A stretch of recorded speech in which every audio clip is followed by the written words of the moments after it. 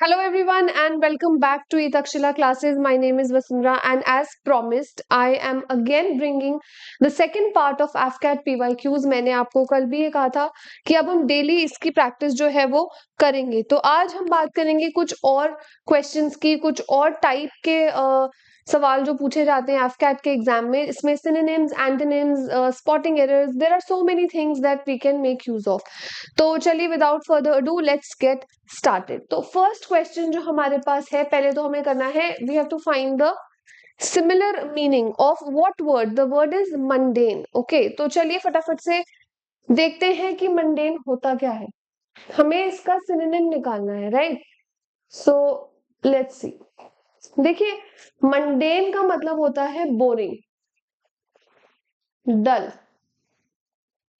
ठीक है, इसको हम याद कैसे रखेंगे? इसको हम याद रखेंगे मंडे से।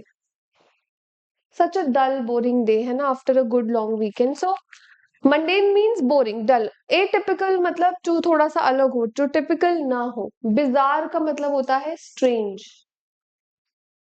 अनॉमलिस्टिक, अनॉमली का मतलब होता है sudden, sudden change, right? And जो ये वर्ड है ना बनाल, इसको बनाल प्रोनाउंस किया जाता है। बनाल का मतलब भी होता है बोरिंग। तो अगर हम देखें मंडेन का जो हमारे पास सिनोनिम होगा वो क्या होगा? Option number 3। So this is our answer, right? Next जब हम बात करते हैं choose the correct synonym of the head word, हमें इसमें दोबारा वेरासिटी के बारे में बताना है। वेरासिटी हमारा वर्ड है। देखिए, एक वर्ड होता है वोरासिटी और एक होता है वेरासिटी। वोरेशियस होने का मतलब होता है पैशनेट और having some sort of hunger for something. Hunger that can be for food, किसी आपके एम्बिशन के लिए भी हो सकती है। लेकिन वेरासिटी को हम देखिए कहाँ से एसोसिएट करते हैं? वेरीफाई वर्ड से। वेरीफाई किस चीज को कर सकते हैं हम? जो चीज सच है, ठीक है, किसी चीज को हम वेरीफाई कर सकते हैं। वेरासिटी भी वहीं से आता है। वेरासिटी का मतलब होता है एक्यूरेसी। ऐसे इसको याद रखेंगे। तो एक्यूरेसी सबसे क्लोजेस्ट यहाँ पे कौन है? That is correctness. Contradictory obviously उल्टा है। कॉन्फिडेंशियलिटी का कोई लेना देना नहीं है, कंफर्मेटरी का कोई लेना देना नहीं है। तो what is the answer? The answer is first, which is correctness. ठीक है जी। नेक्स्ट की बात करते हैं। अब हमें बताना है ऑपोजिट। हमारे पास वर्ड है प्रोपेंसिटी। प्रोपेंसिटी मतलब किसी तरफ जब आपका रुझान या झुकाव ज्यादा हो, जिसे हम इंक्लिनेशन भी बोलते हैं। When you have a keen tendency towards something, that is called propensity. So what will be the opposite? Opposite will be disinclination. Forecast तो हमें पता ही है पहले से, भविष्यवाणी। स्टैग्नेशन का क्या मतलब होता है? स्टैग्नेशन मीन्स एट रेस्ट, जैसे स्टैग्नेंट वाटर, खड़ा पानी जिसको बोलते हैं। रेस्टलेसनेस भी आपको पता है, एंग्जाइटी, बेचैनी, राइट? हमारा उल्टा क्या है? First, which is disinclination. ये थोड़ा सा इजी है। अब बात करते हैं दोबारा से एंथ्रॉल की। एंथ्रॉल का हमें क्या करना है? एंटोनिम ढूंढना है, ऑपोजिट ढूंढना है। जो भी है किसी को एंचैंट करना, एंथ्रॉल करना, इसका मतलब होता है किसी को अट्रैक्ट करना अपनी तरफ। ठीक है, तो अगर मैं इसमें ऑप्शंस भी देखूं ना, तो मैं बड़े इजीली क्रैक कर सकती हूँ without knowing the meaning of the word. How? Delight is a positive word, repel is a negative word, fascinate is a positive word, enrapture is also a positive word because it means the same. There is only one word which is the opposite, which is repel. तो answer में क्या होगा? To repel. Enthrall is to attract someone and the opposite is to repel someone, right? Next word that we have is, it's an idiom now, which is French leave. French leave हम बोलते हैं एक ऐसी छुट्टी जो आप लेते हो बिना परमिशन के। ठीक है, so being absent without permission is called taking a French leave. इनमें से बाकी कोई भी आंसर नहीं है। अब एक और है फ्रेंच से रिलेटेड जो हमारा एक इडियम है, जैसे हम कई बार बोल देते हैं पार्डन या एक्सक्यूज माय फ्रेंच। ये कब बोलते हैं हम? पार्डन माय फ्रेंच कहा जाता है तब when you have abused someone. ठीक है, जब आपने मतलब मान लो you abused a cut word, कोई गाली आपने दी है, तो आप ज्यादातर ये बोलते हो कि एक्सक्यूज माय फ्रेंच और pardon my French. Okay, so you can remember this might come in the exam, who knows, right? So this was our idiom. Next when we talk about under a cloud, अगर कल आपने देखा होगा under the weather. Under the weather का मतलब क्या होता है? Being sick. बीमार होना, ये हमने कल ही करा। लेकिन अगर हम बोलें कि you are under a cloud, it means तुम्हारे ऊपर शक, तुम शक की उसमें हो, गिरफ्त में हो, ठीक है। You are under suspicion, right. So not under observation, enjoying favorable luck, no. Under a cloud means under suspicion. So fourth will be our answer. ठीक है। नेक्स्ट बात करें, selling like hot cakes, very popular idiom, specially use होता है जब हम किसी books की बात करते हैं, किसी भी चीज की। मान लो कि कोई नया मार्केट में प्रोडक्ट आया है, ठीक है, एंड उसमें एड बोला जाता है कि we are being sold like hot cakes, it means कि फटाफट से कोई चीज बिक रही है, ठीक है। Selling at a loss, no. Selling stale cake, stale मतलब बासी, sell very fast or sell very slowly. If something is sold like hotcakes, it means it is being sold very quickly, very fast. So what will be the answer? Third. Right? Very easy.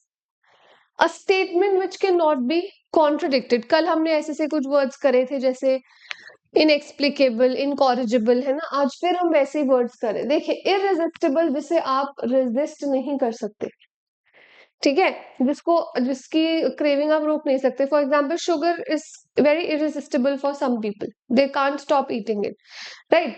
Irreparable, जिसको आप repair नहीं कर सकते, this car is irreparable, it can't be repaired, right. Next is irrational, where there is no rationality, means where there is no logic, illogical.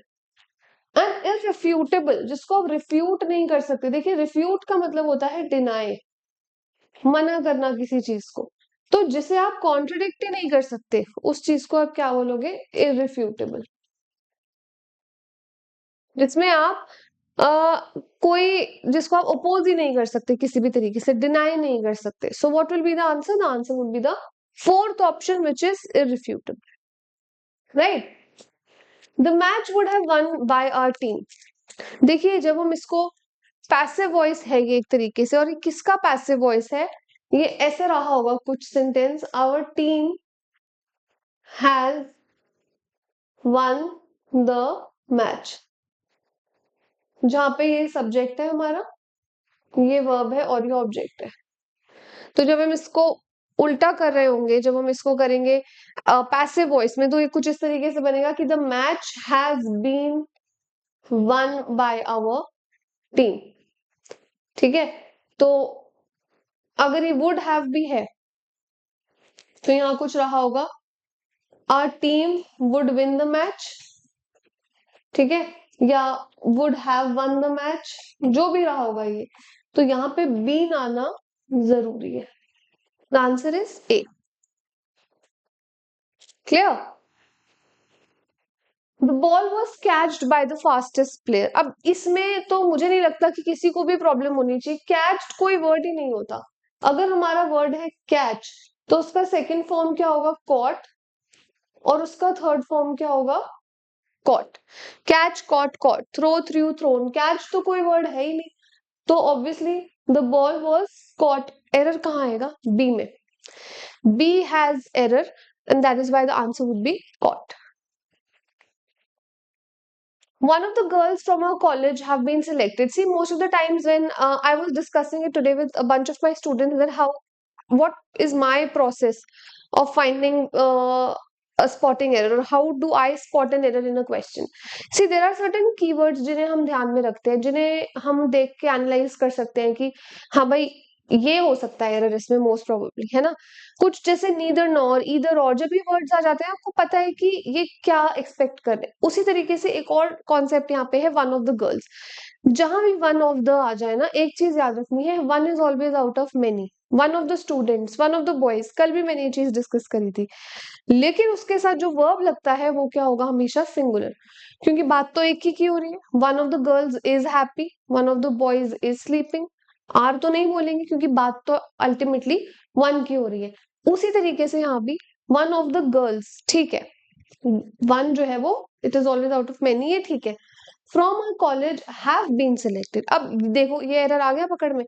One के लिए हमेशा singular use करा जाता है, तो यहाँ क्या आना चाहिए? Has been selected for the national basketball championship. तो ये एरर यहाँ पे क्या आएगा? Fourth. One of the girls has been selected. Clear है? आंसर क्या आएगा हमारा? 4। डन। तो ये कुछ एक की चीजें होती हैं जो हमें देखनी चाहिए, जिसके वजह से हमारे काफी सारे एरर्स जो है वो सॉल्व हो जाते हैं। चलिए नेक्स्ट क्वेश्चन पढ़ते हैं। देखिए, the prime minister along with the other ministers have left for the USA to attend an important meeting। अगर वो इसको ऐसे पढ़ेगा ना सेंटेंस को वन गो में, they might not even feel that there is an error, but if you look at it grammatically and if you look at it with a little bit of smart work, there is error। how? देखिए, along with ये हमारा keyword है यहाँ पे, हमें पता है along with, together with, as well as with, इसके साथ हमेशा किसे देखा जाता है? फर्स्ट सब्जेक्ट को। First subject prime minister singular है, इसका मतलब जो भी वर्ब आएगा वो सिंगुलर में आएगा। तो प्राइम मिनिस्टर, अब ये देखो पकड़ा गया, एरर हैव क्यों आएगा? फर्स्ट सब्जेक्ट के अकॉर्डिंग यहाँ पे क्या आना चाहिए? Has, and that is why what is the error here? First. See, this was so easy to find. इस तरीके से ना बहुत सारे क्वेश्चंस जो है हम कर लेते हैं। अब दोबारा देखो, neither of the twins are able to solve the math problem. Neither आ गया, नीदर के लिए हमें पता है हमेशा क्या रहता है? सिंगुलर रहता है एक तो हमेशा, ठीक है। अगर नीदर नॉर होगा तो सेकंड सब्जेक्ट देखा जाएगा। नीदर हमेशा दो लोगों के लिए यूज किया जाता है, तो ट्विन्स आ गया तो ऑब्वियसली दो ही लोग हैं। Neither of the twins are लिखा हुआ है। अब देखिए, नीदर कभी भी आर नहीं होता। Neither, either, each, every one, some, none, not some but everyone, anyone, ये सब they are always singular, so neither of the twins is, ये error है। अच्छा, you have to tell what is the answer, so this is the answer, right? This is your correct answer। The number of species on the planet are dwindling due to climate change। Dwindling is basically suffering। See, there is a difference between a number and the number। A number is always plural and the number is always singular। जैसे a number of students are studying, but the number of students studying here is very large। the number is singular and a number is plural। तो यहाँ पे the number के साथ हमने यहाँ पे r लगाया हुआ है dwindling के साथ, तो यहाँ पे क्या आएगा? is। ठीक है, is dwindling due to climate change, तो that is your correct answer। यहाँ पे is dwindling due to है, ऑप्शन में are dwindling because of है, तो r तो आना ही नहीं चाहिए। और दूसरा है is dwindling as a consequence of climate change, तो we can just do first one, right? Next, George dashed to this country a year ago। Now these are fill in the blanks। तो George was coming, आ रहा था, गलत। came to this, चलो ये सही है, इसको एक बार साइड रखते हैं। George is coming to the country a year ago। is coming means it's happening right now in the present। a year ago is in the past, so doesn't match। comes to this country, no, it's not a routine, so George came to this country a year ago। वैसे तो this was very easy, you could just spot it by looking at it, right? would you mind driving dash as I have motion sickness? would you mind driving slowing, slowingly, slowest or slowly? of course all of them are wrong। कैसे चलाना है गाड़ी? slowly, you have to put an adverb। usually adverbs are what? They are ly words, so what will be the answer? Fourth, slowly। Many a soldier dash killed in the war। देखिए, nouns का एक concept है, बहुत सारे बच्चों को पता है। Rule of mass, many a, खाली many नहीं, many a is always followed by a singular noun and singular verb, ये है mass। तो many a soldier have killed, was killed, yes, because बाकी सब plural के लिए हैं। many a soldier was killed in the war। many a जहां भी आ जाए, noun भी singular, verb भी singular, ठीक है। तो ये बड़ा इजी है और ये बहुत बार आ चुका है पेपर में। रूल ऑफ मास तो हर साल ही पेपर में आता है। कनिष्का या Kanishka was initiated dash Buddhism by Buddhist monks. He was initiated to, into, at या इनटू। बुद्धिज्म में लाने वाले उनको कौन थे? बुद्धिस्ट मंक्स थे। मॉन्क्स नहीं बोलते, इसे क्या बोलते हैं? मंक, ठीक है। The employees are told to dash these brochures in the weekend. क्या करना होगा उनको? To look up, look down, look after या लुक इनटू। देखिए लुक अप का मतलब होता है टू सर्च फॉर समथिंग, जैसे हम बोलते हैं please look up for this word in the dictionary, right.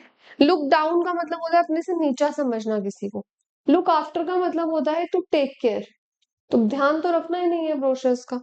Look into का मतलब होता है इन्वेस्टिगेट या सर्च या फिर ठीक से कोई चीज पढ़ना। तो obviously what will be the appropriate answer? Look into. Correct है। अब फिल इन द ब्लैंक्स जो हमारा नेक्स्ट है, इसमें कुछ वर्ड गिवन है जो आपको बताने हैं कि कौन से। अब इसमें प्रॉब्लम ये है कि जितने ऑप्शन है सब सिनोनिम्स है। Let's take a dash look through this file, let's take a quick look, swift look, rapid look, fast look. Fast look कुछ होता नहीं, रैपिड लुक भी कुछ नहीं होता। नजर के लिए आप हमेशा क्विक बोलेंगे, क्विक ग्लांस। तो what is the answer? One.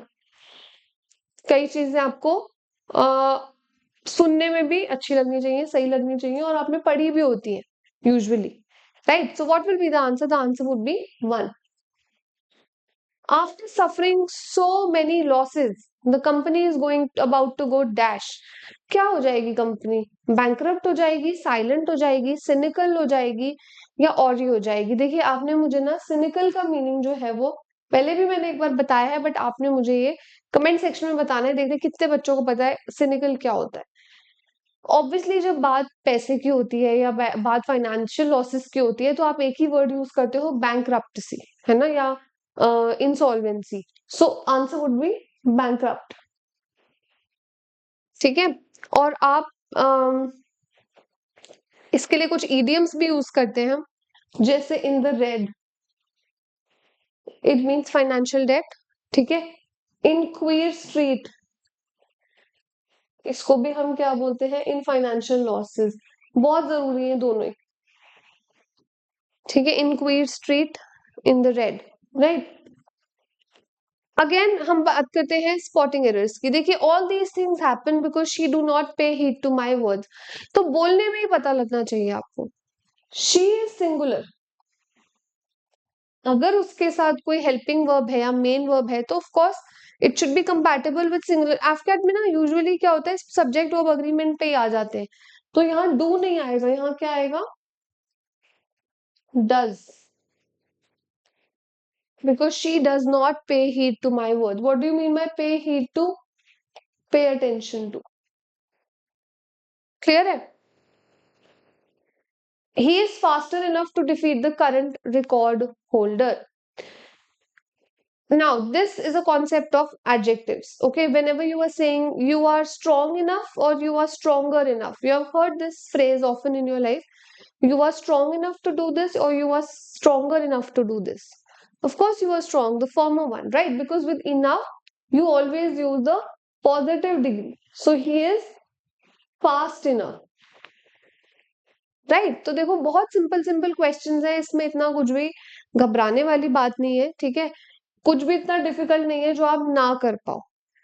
A person who loves Mankind and works for their wellbeing. Last question हमारा जो आज का है, देखिए ट्रस्टी होता है, ट्रस्टी तो आपको पता है स्कूल्स में कॉलेजेस में, है ना, people have invested. Then devotee आपको पता है, श्रद्धालु जिसे बोलते हैं। Anthropologist is somebody who is interested in anthropology, which means anthropology किसकी बात करता है? एवोल्यूशन ऑफ ह्यूमंस और मैनकाइंड। तो ऑब्वियसली ये तो कोई नहीं होगा। फिलैंथ्रोपिस्ट, देखिए एंथ्रोप का मतलब ही होता है ह्यूमन, मैनकाइंड। ठीक है। फिल मतलब root word for love, ist मतलब इंसान। So philanthropist is a person who loves mankind, जो उनके उद्धार के लिए काम करे। ठीक है। जैसे कि somebody who works for the people, serves them, anything, he is a philanthropist. And love जैसे फिल है, तो hate क्या होता है? Miss. so somebody who hates human beings, humankind, he does bad to them, is known as a misanthropist. Very easy.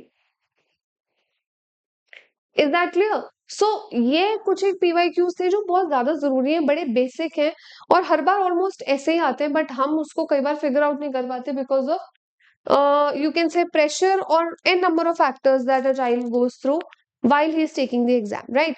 So I hope that with the help of these sessions, you will be able to figure out some solutions, some other things that you have been looking for. So that's it for today. Thank you so much, everybody. I hope I'll see you guys tomorrow. And कल हम और PYQs discuss करेंगे. मैंने आपको जो through out काम दिया है इस सेशन के दौरान, आपको जो भी काम दिया है, प्लीज उसको कमेंट सेक्शन में लिखिए. And if you want any other such video, then let me know. I will provide you the link. You can also follow me on my Telegram channel, which I will link in the description. Thank you so much. Take care and Jai Hind.